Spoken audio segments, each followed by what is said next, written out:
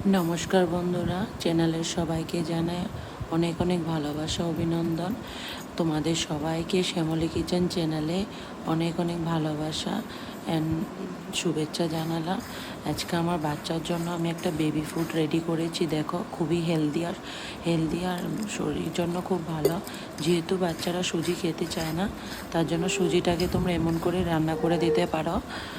সুজির মধ্যে নুন, তারপর অল্প বেকিং সোডা আর অল্প জল দিয়ে ম্যাশ করে কড়াইয়ে জল গরম করে অল্প তেল দিয়ে ওটাতে সুজিটাকে বয়েল করে নেবে। করে একদম যখন নাড়াচাড়া দিয়ে জলটা শুকিয়ে আসবে, একটা ডোর আকার চলে আসবে, তখন কড়ার থেকে নামিয়ে তোমরা কী করবে, সুজিটাকে ভালো করে হাতে ম্যাশ করে নেবে। আমিও সেটাই করেছি, কারণ বাচ্চারা তো ওরকম খেতে চাইছিল না, তো এটাকে অল্প স্পাইসিনেস করে দিলে নিশ্চয় খাবে। রোজ রোজ কি আর একই খাবার বাচ্চাদের ভালো লাগে বলো?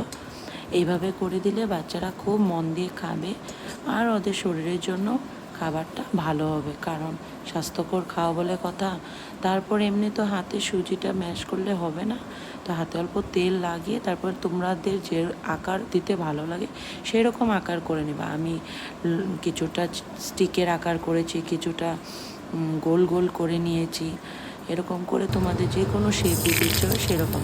তারপর আকারগুলো দেওয়ার পর কড়াইয়ে তেল গরম করে কিছুটা সর্ষে, কালো সর্ষে আর শুকনো লঙ্কা দিয়ে এটা ফোড়ন দিয়ে নিলাম।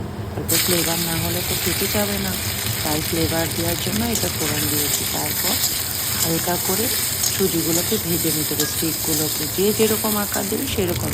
দেখতে ভালো হলে না বাচ্চারা খাবে বলো?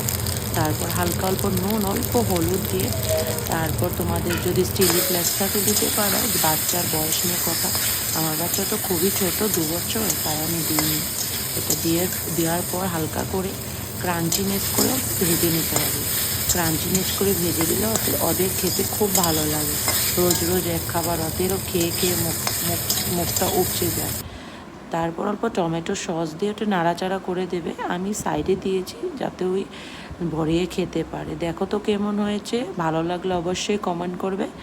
আজকের জন্য এতটুকুই, সঙ্গে